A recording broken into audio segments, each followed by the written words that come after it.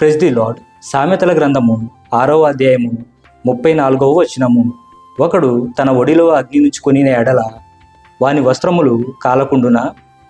దేవుడైన యెహోవా ఆదాముతో, నేను నిన్ను తినవద్దు అని ఆజ్ఞాపించిన ఆ వృక్ష ఫలాలను నీవు తిన్నావా అని అడిగాడు. అందుకు ఆదాము, నాకు భార్యగా ఉండుటకు నీవిచ్చిన ఆ స్త్రీ ఆ ఫలాలను నాకు ఇవ్వగా నేను తిన్నాను అని తాను చేసిన తప్పును తన భార్య మీదకి త్రోసివేశాడు. తప్పు చేయుట మానవ సహజం. తప్పు చేయని వారంటూ ఈ లోకంలో ఎవరూ లేరు. ప్రతి ఒక్కరూ ఏదో ఒక తప్పు చేసిన వారే, చేస్తున్న వారే. కొందరు వారు చేసిన తప్పును బట్టి పశ్చాత్తాపపడి ఇకపై ఆ తప్పు చేయకుండా జాగ్రత్త పడుతుంటారు. మరికొందరు వారు చేసిన తప్పును ఎంత మాత్రమూ ఒప్పుకోరు. ఆ తప్పు నుండి తప్పించుకోవడానికి ఇతరుల మీదకు ఆ తప్పును ఆదాము వలె తోసివేస్తుంటారు. వారు చేసిన తప్పుకి అమాయకులు బలవుతుంటారు. అసలు ఇప్పటి వరకు ఒక్క తప్పు కూడా చేయని వారి వలె తెగ నటించేస్తుంటారు. ఒక తప్పును కప్పిపుచ్చుకోవడానికి అనేక తప్పులు చేస్తూనే ఉంటారు.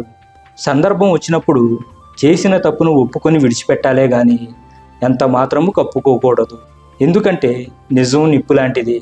దానిని ఎంత దాయాలనుకున్నా కానీ అది బయటకు రాకుండా ఉండదు. ఒకడు ఒడిలో నిప్పుని పెట్టుకుంటే వాని వస్త్రాలు మాత్రమే కాలొచ్చు. కానీ నిజాన్ని దాచిపెట్టి అబద్ధం చెబితే ఆ నిజం వానిని దహించి వేస్తుంది, తుదకు మృత్యు ఒడికి చేరుస్తుంది.